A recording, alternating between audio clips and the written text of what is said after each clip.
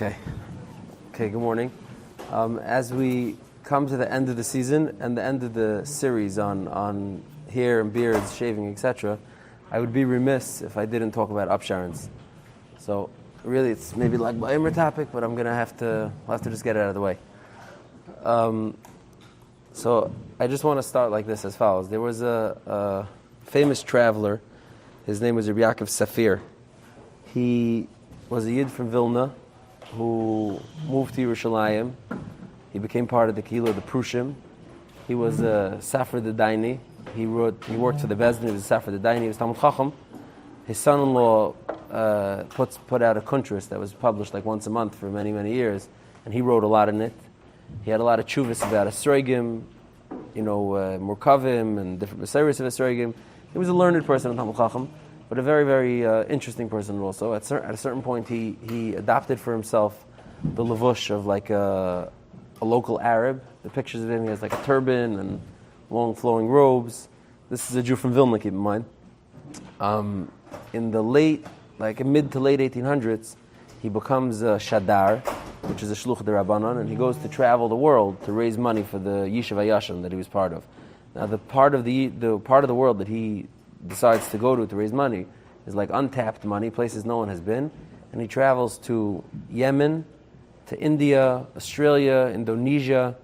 He goes to fascinating places, and he writes a book called Evan Safir, or Masayis of Rabbi Yaakov Safir. Two halakim of it, he writes such a sefer that's full of very interesting vignettes from his travel. Now, Be'ikr, the port that he left through was the port of Aden, which is in Yemen, on the edge of the Arabian Peninsula. And he spent a lot of time in Yemen interacting with the Jews there. And he has the most to say about the Yemeni Jews and the most impact for the Yemeni Jews. Even at Kach, that years later, after he had left Yemen already, there was it's like a crazy story. There was a Mashiach HaSheker, a guy who came and said he's Mashiach. He did his spiel. He would travel the country, very poor, and he would collect money towards the Mashiach endeavors, Mashiach Incorporated, Mashiach Inc. And eventually the Sultan or the Pasha or whoever it is that's ruling that area decides that he's a threat and has him put to death. He has his head cut off. His man is dead and buried. And a second man, who probably looked nothing like the first man, comes a few years later and says, I am him who came back from the dead. And he had like this crazy thing where he would I don't remember the exact details, but he would like dye his skin black or dark so that around his neck there would be like a whitish ring. And he would show people this is where his head was reattached, like a crazy story. And these were simple people, these were very backward people who believed stuff like this. And he was demanding exorbitant sums of money towards the new Mashiach Inc. And Rabbi Yaakov Safir from Yerushalayim wrote a letter. Igeres Teman Hashniya. The Rambam wrote Igeres Teman about Mashiach HaSheker, 800 years before him, but he wrote Igeres Teman Hashniya to tell them that this is not Mashiach and that they shouldn't follow him, and etc. So his impact that he leaves on Teman is much more, direct and felt. Now, during his travels, he makes his way to India. In India, he bumps into a group of people called the Bnei Yisrael. Now, later, the Bnei Yisrael become a big shaila in the early state in Eretz Yisrael because they claim to be Jews, the Bnei Yisrael, and they want to come to Eretz Yisrael and be married, intermarry with people with the Rabbanut and etc. And the Rabbanut, the whole kuntras has to be published to ascertain exactly if they are Jewish, if they're not Jewish, and it becomes a big tumult later on in Israeli, Rabbanut politics. But they start in a little village, I think called Karako maybe, outside of Mumbai, outside of the center of India. And their origin story, Al-Kapanim, if you believe them, their origin story is that they were Jews on a boat who were traveling. According to them, their origin story, it's B'imei HaMishnah. Like 2,000 years ago, they were traveling on a boat, many families. They were escaping and they got blown adrift and they were lost at sea for a long time. And eventually they land in India, not knowing where they are. And it was all that was left on the boat were 7 men and 7 women. They bury their dead and they start rebuilding their lives over there on the island, and they grow. But because they're so isolated and distant from the rest of Klal Yisrael, of course, there's a tremendous amount of amaratzos, and they don't really know much. In their history, they say that in about the year 1000, someone by the name of Reb David Halevi, I believe Reb David Halevi, they say, came and taught them, how to be Jews properly. He came and he recognized that they were, Jews, and he taught them how to be Jews properly, and from there they learned more. There's even like a legend that says, the Rambam famously has a letter that he writes mourning the early death of his brother Reb David, who had been a business person, who had like Yisachar Zvulun with the Rambam. He supported the Rambam, and the Rambam writes that he traveled to Haidu, to India, to do business, where he was killed. And there's even like a legend, it's probably not true, that this Reb David who educated the Bnei Yisrael was the Rambam's brother. In any case, they're a very far-flung group of Jews that live where they live, with interesting minhagim. And in there, Rabbi Yaakov Safir brings down the minhag of Upsherens that the Bnei Yisrael had. Now, it'll sound similar, but not the same. And because of this, there were some people who made allegations. Let me just tell you what it is. He says when the kids turn 4 or 5 years old in these areas in India, the father or the family takes the child, they wrap him up in a long flowing beged, similar to a talis, and they take him to the shul, to the center of the kehillah, and they shave his head from end to end, tip to tip. Every single part of his head they shave. This is when the kid's 4 or 5 years old. They shave every part of his head, including the payas. Including the payas. And then what they do is they take, and if anybody who's familiar with the sheitel sugya, they take the hair, they weigh it on a little scale, and whatever the hair that the child had in his head weighs, the father, kafi his money, will either donate in gold or silver or copper, whatever his financial standing is, he donates. Now this is very similar to a lot of different avodah. Like there's a lot of like avodah zara elements. There's a lot of not Tarydic elements, shaving payas, even if it's only chinuch, etc. Fine. Now Rabbi Yaakov Safir writes that he told these people that this is not what you're supposed to do. You don't shave the payas. And they told him, and this was again something that should ring familiar to a lot of people, they told him, hayatachan, for you to come and be mevatel a minhag that we have. Minhag is halig, and you can't shepherd with it. And even if you don't understand it, you leave it. So there's a lot of like similarities, even if it's very different. There's a lot of similarities. So now, based on this episode, this story, there were some people, and it's brought down in different shuvas, that alleged that the whole minhag of Upsherens is darkei hamayri. It comes from a Goyish minhag of donating the value of hair, of like these Indian shaitels come from, like a pagan minhag, call it, of donating hair to the temple, to the as a sign of giving yourself over, and therefore it would be like darkei hamayri or based on avodah zara, and it's something you should stay away from. Now this is brought down in three different shuvas. L'maisa, the pashtus is that this is not the makar of the minhag that we have. The pashtus is taka that the Bnei Yisrael's minhag of shaving their hair in this manner does come from avodah zara. It's based on Indian culture, Indian pagan culture, which has a big significance to shaving hair and donating hair, and it l'chayra has nothing to do with the actual minhag of Upsherens. Meaning it's just two similar phenomenons, one very avodah zara based, and one a little bit more mysterious and unclear where it comes from.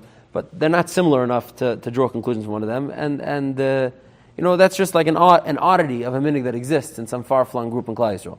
So now, where is the actual minhag of Upsherens? Where does it come from? The pratim of it, the fact that it's at 3 years old, the bringing to shul, the bringing to yeshiva, for Yaki's other things, they bring a vimpin to shul, they have different minhagim, whatever the different minhagim. So where does all these minhagim come from, and what's the source? Who, what, when, where, how? So let's see. So as follows. The main thing to know, and I'll start really backwards. The stipler in Archas Rabbeinu in Chelik Aleph, Rabbi Horowitz, the mechaber of the Archas Rabbeinu, said he asked the stipler about people bringing their children to Rabbanim to get do the first snip. Could he bring people to the stipler? And the stipler said, no, he was not interested. If people come to me with this, I chase them out of my house, he says. I can read you the quote, but if you take my word for it, he says, people come to my house, he says, he said, he got very angry. I chase him out of my house. Someone who comes with this type of request, I throw him out of my house, he says. So then Rabbi Horowitz told him, he says, I told the stipler, yeah, it's not for us, it's a chsidish minhag. Now keep in mind, the stipler came from Chassidim. The stipler was a Harness stipler, came from Harness stipler. His father was a chassid of the Harness stipler Rebbe. The stipler says, no, it's not a minhag Chassidim, it's a minhag of the Svardim, the stipler told him. So the stipler, who was chassidish, told him that it's not a chassidish minhag, it's a Svardi minhag. Okay, now that just sets the table for us, where it starts. Now today, I think it's most known as a chassidish minhag. But if you look at the earliest places that this minhag is mentioned, every single one of them is in Svardi Svarim. It's brought down in all the different Svardic Meshivim. Let's say not that early, from the year, call it 1550 till the Chassidim exist. There's 35 or 40 different times that the minhag of Chalaka, which is an Arabic word, it's not even a Hebrew word. The minhag of Chalaka, which is an Arabic word for haircut, is brought down. And there's all different variations of this minhag. In the different Sephardic Shuvas is brought down to do it in a shul, or to do it by the kever of Shmuel Hanavi, or the kever of Kalba Savua, or to do it at 6 years old, or 5 years old, or 3 years old. There's like a lot of different minhagim. It's not at all so standardized like the way we have it, like 3 years old to do it by a rebbe or a shiva. I mean, it's not so standardized. It's much more all over the map. But the minhag is brought down in all these different svarim and shuvas to do this this halakha, to cut the hair. Now, so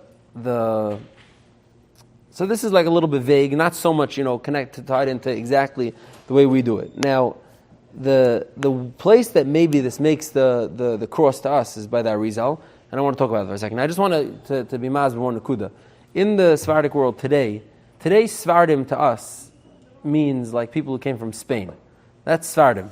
The Sephardim who left Spain in 1492, they conquered the entire Sephardic world. They dispersed in every corner of the Islamic world, and they conquered every kahila that was there, became Sephardim like them. Before them, there was something called the Mistarvim, which means like Jews who lived in Arab lands. Now, in a lot of these kahilas, like in the 1500s, there would be two shuls. There would be a Sephardi shul and a Mistarvim shul. Like it was a different kahila with different minhagim. They had their own set of rules, their own thing. Lamashal in Egypt, there was the Radvaz writes about fights between these two different kahilas. The Radvaz has a few chuvas describing fights between these two different kahilas in Egypt. So these were these two different kahilas. Now this minhag of chalaka, of shaving the hair, maybe by Shmuel Hanavi's kever, maybe by Kabbalah Savua's kever, maybe we'll see by Shimon Yochai's kever, was a minhag of the Mistarvim. It was a minhag of Jews who lived under Islamic rule before the Sephardim got there.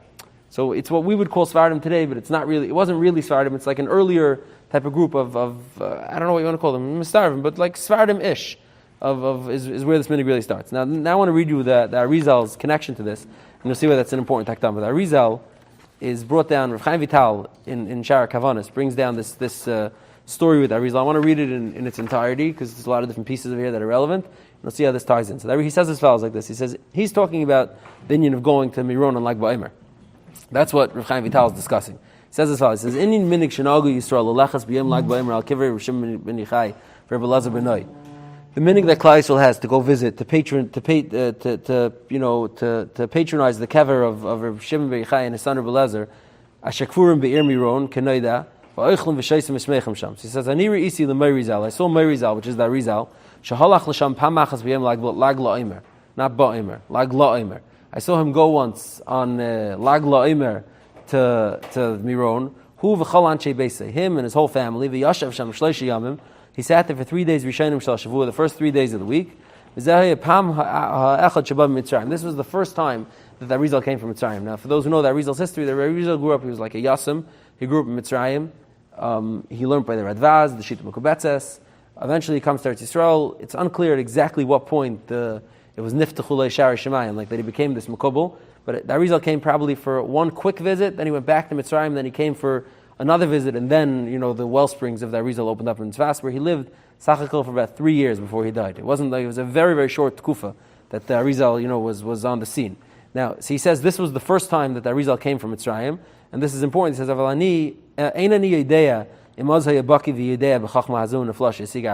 not sure if at this point, when the Arizal came, if he was already a baki, if he was Yedea in the Chachma and the Flaw that he later on became associated with.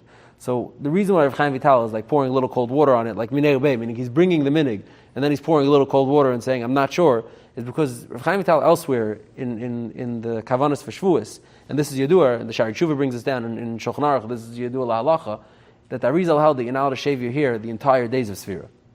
The Arizal didn't hold the first half and second half. And today, Hasidim, people in Yodechein, people in Medaktik, hold like the Arizal, don't shave their hair for the entire Sfira. So to say that there'd be a minhag of the Arizal to go have the child's hair shaven on lag la'omer is a little bit of a stira minhag in the Arizal's own shitas about Sfiras Omer. So the Rav Chaim Vital himself is being ma'or this without saying this, that it's unclear exactly if this is like is this the Madur Basra, meaning is this the Seif Pasuk? Is this what the Arizal landed up with at the end? Or is this something that the Arizal did at an earlier stage, but it's not something that he held all the way to the end of his life? Now, and this is why some of the Sif Svarim that bring down, Kabbalistic minhagim from the Dar after the Arizal don't bring down the Indian of what do you call it, of Upsherens. They don't bring it down because it's kind of a steer to the Arizal's own, like Ba'omer minhagim. Now then he brings down as follows, and this is, he says, V'Rav Rav Yechanan Sagis, Heidli, Shebashana Hachas Kaidim Shalachti Ani Etzloi, Before me and him went to learn by the Arizal, he took his son with all his family members. And there he shaved his head like the minhag Yedua. Now this is where Upsheren and the Arizal comes from. It's this few lines that the Chaim Vital brings down. That Rav Yochanan Sagis told him that before, he says, Rav Yochanan Sagis told me that before I knew the Arizal, meaning it's third party information, Rav Chaim Vital never saw it himself. Somebody told him that he saw the Arizal go with his family and give his son a haircut in Miron and Lag BaOmer. Now, there's a few nukudas that different Svarim, Kilo, the antis point out in this Rav Chaim Vital. First one is that, obviously, that it's secondhand, meaning it's coming from someone else who's telling him this. The third detail is that it's unclear, the language is not so clear if he means, he says, who went with all his family and shaved the head? Did Rabbi Yochanan Sagis go with his kid and give his kid an Upsheren, or did the Arizal give his child an Upsheren? He says, Shahoylech has b'noi hakatan sham v'klan shebeisei. Who took his child? Meaning that would make a difference if it's the Arizal who did it or it's someone else who did it. And the more important part of this, and this is really the part that I'm looking for to harvest over here, is that he says Gilchos Roshei Keminig Hayadua, like the pre-existing well-known minig of getting an Upsheren. Now, what he means to say with this is not the Arizal's minig. The Arizal didn't invent this to get the Upsheren, or to do it on Lag BaOmer, or to do it on Har Miron. This is Keminig Hayadua. There was a minig that was known to them, which is the minig of the Mistarvim, which is Taka, born out by all the different Svarim they quote, which is the minig of like old Jews who lived in Islamic lands, which would have included Eretz Yisrael at that time. They had a minig to do this. Now, Rav Chaim Vital brings it from the Arizal, but it's unclear to exactly what level of chaymer to attach to it. Like, is it the Arizal's safe pasuk? Does it stem with the Arizal's other shittas about Lag BaOmer? Was the Arizal himself the one who did it? So there's a little bit of like gray area, but this is the first source that's relevant to Ashkenazi Jews, to Polish Yidden and Hungarian Yidden and Litvish Yidden would be this shtickle from Rav Chaim Vital and the Shar Kavanas. Now, L'maisa, it's not brought down in a lot of the Svarim of the day, the Kavanas Svarim of the day, and it's also not brought down in the Shulchan Aruch or any of the Nesei Kelim.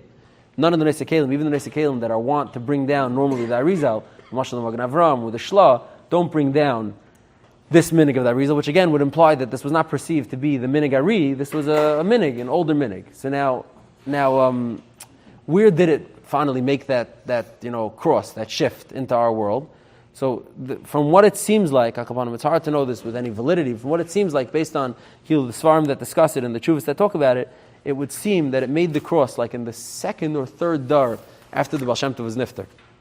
So call it the Baal Shem Tov was nifter in 1770, call it like, 1820, is when it really made the cross into our world. And the way you know that is because then suddenly you'll see dozens of chuvas from Paiskim, all who lived in Chassidish areas, all Paiskim who lived in areas where they were becoming Chassidish, were discussing the Pratei Dinim and all the different minhagim that are attached to getting an Upsheren. So then that's the easiest way to chart when something made it on the scene is when the rabbis start talking about it. Meaning the minute you start seeing shilas arising, if it could be lamashal, a shaila, could you do it for convenience? Could you do it before the kid turns 3 years old? What if the day of the birthday is not a good day for you? Could you push it off? Could you do it in a shul? Could you do it, a lot of different questions that are raised. What is exactly the minig? Who should do it? Who has kedima? Different, obviously, pushback. People saying that it's Darkei Amori and the minig should be batal, and Rabbanim defending the minig. So you start seeing that the minig is brought down in all different svarim. Now, rather, it's worth repeating that the legend has it that the Balatanya's Upsheren was done by the Baal Shem Tov. So this predates, meaning Balatanya himself is like a dar shlishi, is the third dar of Chasidus, which is around the dar when this minig would have been catching on. Legend has it that the Balatanya's parents, Reb Baruch, and I forgot his mother's name, Teddy, help us out here. And the Balatanya's parents, Reb Baruch, and I forgot his mother's name, were older and didn't have children, and they went to Mezhbrizh to be by the Baal Shem Tov and to ask the Baal Shem Tov to help to bless them with a child. And there's a whole story there, but he eventually gives them a bracha to have a child. They have only one. I'm not sure if they have any more after that. They have the Balatanya, and they end up living in Mezhbrizh and draying in Mezhbrizh for a little bit afterwards, meaning they don't leave right away. And the story goes that the Baal Shem Tov was the Balatanya's sandik at his Upsheren. So Yirshiyah bears repeating that exists. This is some of the earliest sources about Upsheren that are discussed in detail is that Tzemach Tzedek had an anikel. I forgot his name now. It's slipping my name. The names are not coming today. But Tzemach Tzedek had an anikel who by his anikel's Upsheren, he gave like a Maimer Chassidus about Upsherens. He gave like a whole dissertation about Upsherens, And in it, he explains, where it comes from and the Sayyid and whatever. Now, he rather asks, and this is quoted Bishmai, he asks, if Upsheren is such a minhag chashuv, like it was at that time by these kehilas, and it became a very big deal, so why is it not brought down anywhere else besides this one, one-off, remembrance in the Kisveri? Why is it not brought down in any of the Svarim, and the Shulchan Aruch, and the Nitzi Kelim, in the different, Svarim? And he says, interesting, and I know nothing about this, but I could quote it. He says that the beard in Kabbalah represents the Yud Gimel Midas, which is connected the Yud Gimel Midas Shater and addresses behem. I'm just quoting. The payas, which is above the beard, is kilu higher, even higher than the Yud Gimel Midas, and therefore it's above being mentioned in the Svarim, and it has to be something that's like left off the table. This is I can read you the quote if you need it, but this is what he says to be masberet. So it's for Yodeichein, it's alpisai, the different reasons that are given, what exactly the reason why payas is such is above being mentioned, and what the chshivas is.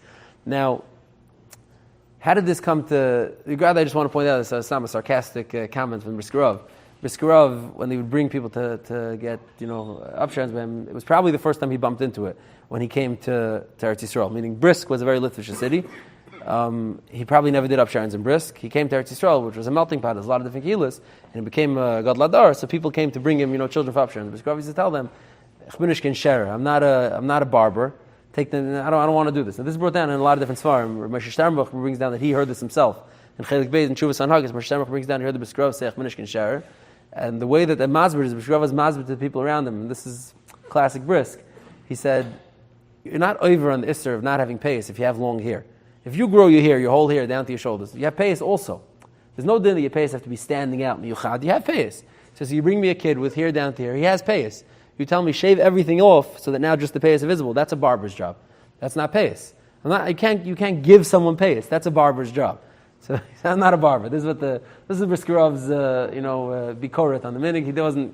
He wanted no pardon. And Ramesh Steinbach rather says that the Briskerov said leishmili. I never heard of this minhag. Kilemer leisvirili, like as if to say I don't hold of this minhag, but only in regards to the part of a Adam Gadol doing the haircut part. Meaning Briskerov, of course, knew of the minhag of Upshar. I mean, at that point, it was an extremely widely known minhag that had spread through all of Poland and Hungary and etc. Meaning, the Briskerov, of course, knew of the minhag. He meant the part of an Adam Gadol doing the haircut. Briskerov wasn't into that. Now, so how does this come to be attached to 3 years old? What's the connection? So as follows. In Shulchan Aruch, in Hilchos Talmud Torah, in Siman Reish Mem Ches, I think it is, the Shulchan Aruch talks about a father's obligation. No, it's Reish Mem Vav, Reish Mem Hey, 1 second.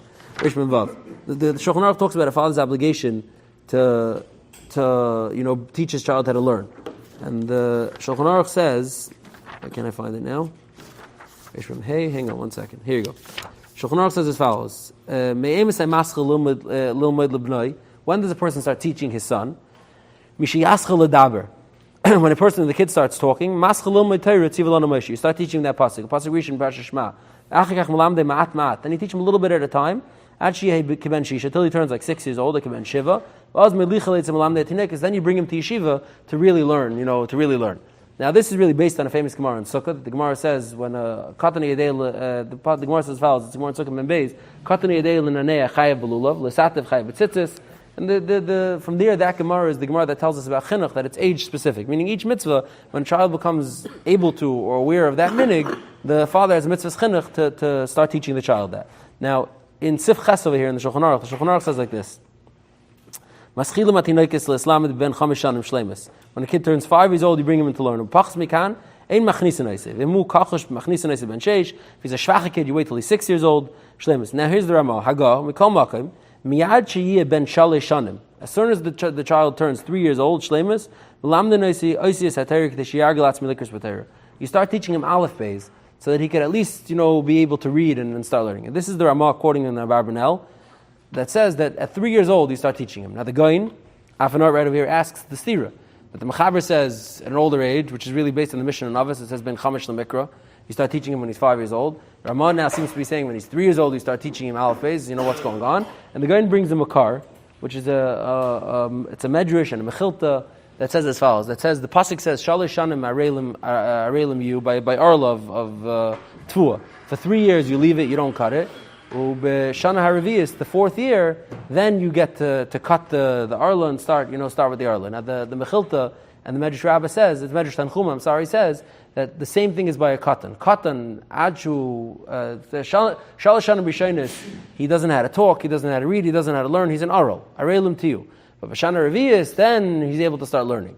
So there's a Mechilta and a Medrash that seems to say that at 4 years old, that when a kid turns 3, I guess, I don't know, a kid turns 3, there's he crosses a certain Rubicon and he's ready to start learning. And from there is what the Ramah was based on. The Ramah says that when the kid turns 3 years old, you should start teaching him Aleph Beis already, so that he could start, engaging with Psukim. And the Gaon brings down a Mukhi Yosef and a Rif that says he's supposed to start teaching him Lashon Kodesh, meaning there's other things that start happening at that age. So, Ki'ilu, at 3 years old, there's some sort of din that now this child is somewhat more shaykh to learning, is somewhat more available to being, educated and to being taught.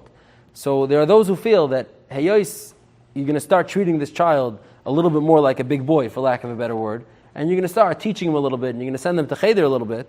So Mela, it doesn't make sense that he should come in looking like a baby, with long hair. So you make him look like a grown-up, like a yid. You give him a yarmulke, and you give him payas, and maybe tzitzis, and you make him look like how a bigger, kid is supposed to look, so that he's ready to start learning. Based on this 3 years. Now, God, I saw that the Lubavitch Rebbe, whose yahrzeit was just a few days ago, he mentions in a letter that people wrote him, if the din is like Arla, then the first 3 years it should be asr to teach the kid anything. Meaning you shouldn't, Arla is asr for 3 years, then it becomes mutter. And he says, the Lubavitch Rebbe says that he has heard that there's a minhag not to teach. But Ulai says there's a chilik between Teresh B'Chsav and Teresh B'Peh. You could teach Messiah, you could teach whatever it is to be a Yid, without teaching learning. It's interesting that there should be such a din. The mashal for Upsherens, you'll find the different paiskim, and I can't go into all the different pratim, but different paiskim that talk about it, say not to do it before the kid turns 3. Midin Arla. Like the Arelim Tiyu is that this din is up to 3 years old. So this is how probably putting together this piece of the Chi of Chinuch with 3 years old, and the old, pre-Svardik minig of shaving the hair, together turned into the minhag of Upsheren, which Apisayid, was brought down to have, very deep meanings. And eventually this minhag caught on in wide swaths, so that today even people who are Litvish, but who have, some Chassidish stock or come from some Chassidish background, do Upsherens. But we always like parties, it's not a very hard minhag to adopt, to become popular. The minhag became very popular, but it's just interesting to note, and I don't think people realize this, that the minhag itself is not that old. I mean, relatively speaking, it's a relatively newish minhag. I don't call it 200 years. Based earlier, obviously for other kilos, for people sitting in this room, for the most part, it's be'erech a 200-year minhag that became very chashiv and taka in all the chuvas. And I'm not going to be able to go through any of them now, but Levushim Mordechai and Reb Maram Brisk and Reb David Lelever and Mary Primishlana's Eidim and the Tal Eir, a lot of different svarim that talk about it. All of them, for their own reasons, the Riyatzav has several chuvas about it, are very, very, stark, that people who have this minhag should keep this minhag, and it's a heilig minhag that has, deep meanings of Pisayid, which is above my pay grade. But people, Mashal, the Sefer Shashim Minhag Ashkenaz, which is about the Yakish Minhagim, and really the Yisayid for all, Litvish Minhagim, not even Litvish, Polish Minhagim. So he says that the minhag is not to do it at all. And other Rabbin, the Marilla Mashal, and Revival, it's brought down that the age to give a child his first haircut is when they turn 12 weeks old. So, Zebukai is Zebukai, whatever your minhag is. If it's 12 weeks, if it's 3 years, if you know anyone from the day Yisrael and it's 6 years, so then that's their minhag. It's a lot of different, different minhagim. Now, interesting to note, and this is the part that gets lost in the shuffle, is that the minhag of bringing the kid to yeshiva, which is like an addendum to the Upsher, that not everyone does, is the much more important part of the minhag. Rashi, B'Shem Rashi, and the Machzavitri brings down B'Shem Rashi, the Rikeach, other Rishonim bring down that this was taka an old German minhag, meaning that's at least 1,000 years old, probably older, based on the Gemara and Sukkah, and based on actual Chazals, that's much more specific about this is the way to bring a child into like his Yemei HaChinuch, meaning the way to mark a child's entry into the Yemei HaChinuch, that he's now Higia L'Chinuch and you're going to start raising him and teaching him, is to bring him to yeshiva. And those minhagim like the Oisius B'Dvash and those other minhagim that are the less popular part of the Upsharon are much more ancient and much more well sourced. So it's interesting that what got lost in the shuffle is the haircut became the very popular part, but the part that's the real old Ashkenazic minhag from at least 1,000 years ago and likely much older is the part that got lost in the shuffle. So I guess if one is doing an Upsharon, if that's their minhag, so taka at least incorporate the part of bringing it to yeshiva as well. Okay, Yashikayach. You've just experienced another Torah class brought to you by TorahAnytime.com.